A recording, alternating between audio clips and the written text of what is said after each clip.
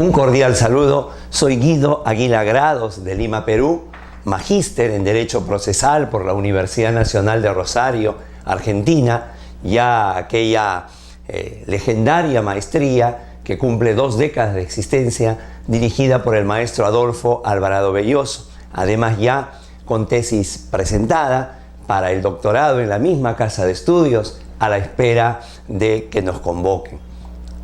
Es para nosotros un placer enorme volver a encontrarnos para poder seguir hablando del proceso judicial 365, este fenómeno que se ha virtualmente viralizado para que puedan llegar reflexiones sobre lo que es nuestra materia, el derecho procesal, de diferentes voces, de diferentes geografías, hacia todo el orbe jurídico.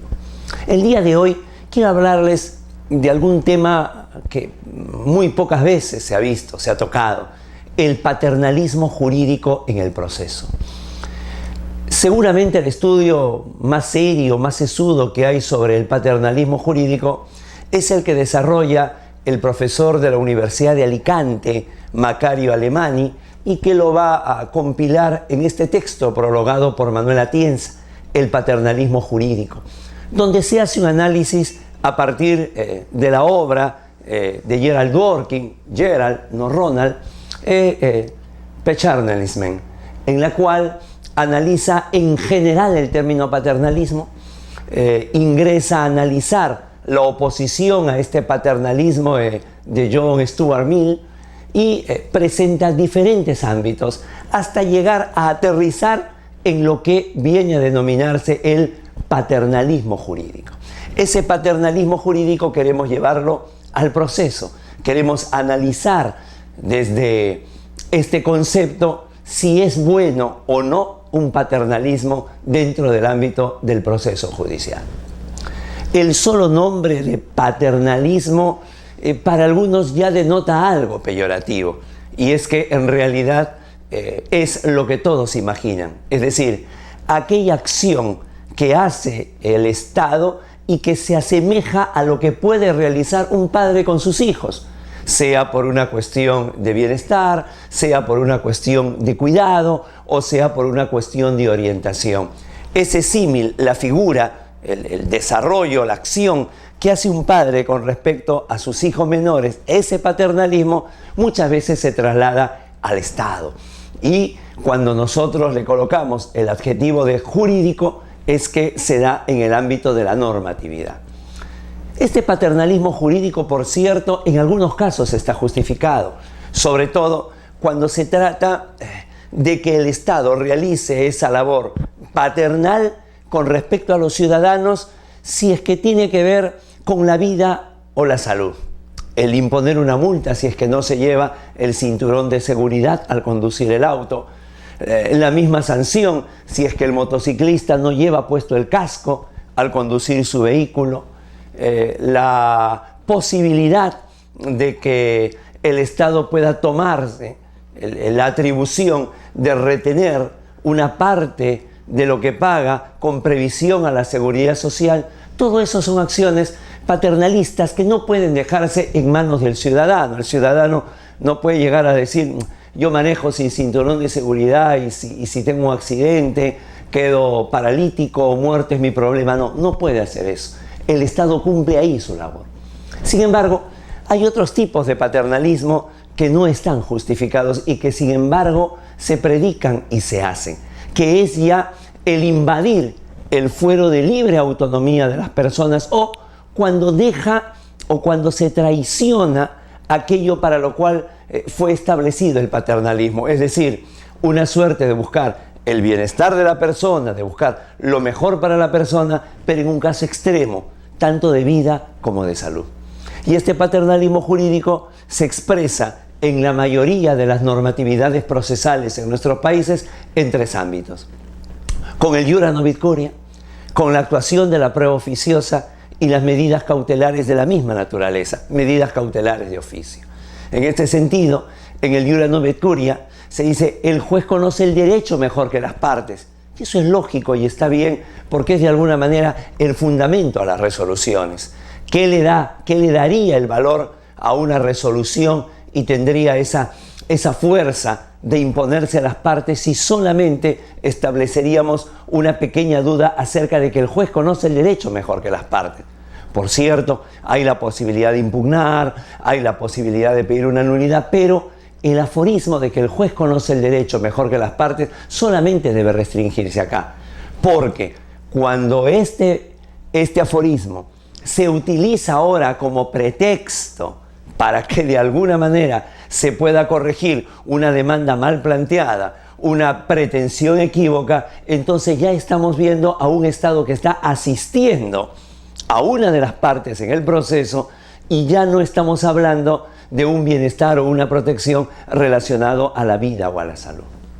Lo mismo, y qué mayor, con los otros dos elementos, las otras dos figuras procesales que corresponden inherentemente a las partes: la actuación de la prueba para una probanza y la medida cautelar para asegurar el efectivo cumplimiento de una futura sentencia.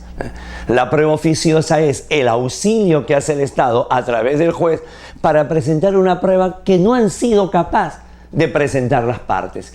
Y entonces allí nuevamente está el solidarismo, nuevamente está el asistencialismo, supuestamente hacia una parte más débil a la que no puede contratar un abogado competente. Y ni hablar de las medidas cautelares. Como si ya fuera poco, las medidas cautelares innovativas que le dan la posibilidad a una creación de algún mecanismo procesal para cuidar, repito, el efectivo cumplimiento de la sentencia, es el juez que, al ver la desidia de las partes, la incuria de las partes, el descuido de las partes, recurre a su auxilio con medidas cautelares de oficio. Aquí nuevamente se observa ya un abuso, una desnaturalización, una desviación de un paternalismo, y por ello hablamos que es un paternalismo jurídico que está imposibilitado de realizarse, injustificado de verse. Los paternalismos no son buenos. Los paternalismos son los que han llevado al totalitarismo de muchos estados y a países que luego de tocar el cielo han caído a las brasas del infierno. El paternalismo en general, cuando se aplica a la política, a la economía, lo que hace, es nuestro criterio, es bloquear la iniciativa, el grado de esfuerzo, el grado de inventiva que puedan tener los ciudadanos. De tal manera que cuando hablamos de un paternalismo ya nos encontramos en una franca oposición a lo que viene a ser la autonomía de las personas. Y esa autonomía está representada por la libertad. Y la libertad está garantizada por el proceso. De tal manera que un paternalismo jurídico es insoluble cuando nosotros hablamos de un proceso que justamente lo que trata el proceso es de poder controlar el poder del Estado contra el individuo, en algunos casos, y en el otro el individuo contra otro individuo. Cuando es el poder del Estado contra un individuo, si estamos hablando que el proceso es el control del poder, es el lugar ideal donde se puede controlar aquellas normas que el Estado hace que de alguna manera continúe amamantando a un ciudadano que no lo necesita, que no lo requiere, que no lo consiente y desvía la finalidad del proceso. Cuando se trata de dos individuos, con mayor razón todavía, porque si estamos hablando de derechos disponibles, el Estado tendría que abstenerse. No necesitamos una participación mayor del Estado en un proceso que la del juez. Necesitamos su ausencia. Necesitamos esa libertad que establezca ese debate. Por eso es que hablamos hoy, en esta fiebre de reformas procesales, del sistema adversarial. Eso es lo que requerimos, eso es lo que sentimos. De tal manera que, cuando hablamos de un proceso judicial y entonces nos aferramos a esta idea garantista, a esta apuesta garantista, no nos sonrojamos si asoma como un pleonasmo. Creo que se hace necesario. Así como resulta redundante debido proceso. Bastaría con proceso, pero tenemos que subrayarlo el debido porque muchas veces se ha viciado su propia naturaleza. Así como hablamos de tutela jurisdiccional efectiva, pareciera que eso de efectiva, ese apellido materno estuviera de más. No es así, porque muchas veces luego de demorar añares en lograr una sentencia, se demora lo mismo o más en su ejecución. Así igual, hablar de un proceso garantista no resulta redundante. Ya el proceso de por sí es una garantía. Pero si nosotros tenemos estas ideas de que el proceso se establece con eficientismo, que la justicia se radica con cifras, que se sigue pensando que el juez administra justicia y hay una solidaridad que muchas veces está disfrazada de este paternalismo, creo que es nuestro deber volver a lo que realmente es un proceso, que es una garantía. Por ello, cuando hablamos de un proceso garantista, no está de más el subrayarlo. Significa enfrentar ese solidarismo, significa enfrentar esa intervención estatal, significa enfrentar ese paternalismo jurídico que, atención, en el caso del proceso está injustificado. En otros ámbitos relacionados a la vida, a la salud, al bienestar de las personas, sean bienvenidos. Mientras tanto, en un proceso así aparezca asimétrico, es decir, cuando a una parte asome más débil que la otra, hay otros mecanismos, hay otros actores, pero nunca el juez a través de una norma puede ejercer la labor de un padre para con sus hijos, porque estamos hablando de un tercero a quien se ha recurrido justamente por su imparcialidad.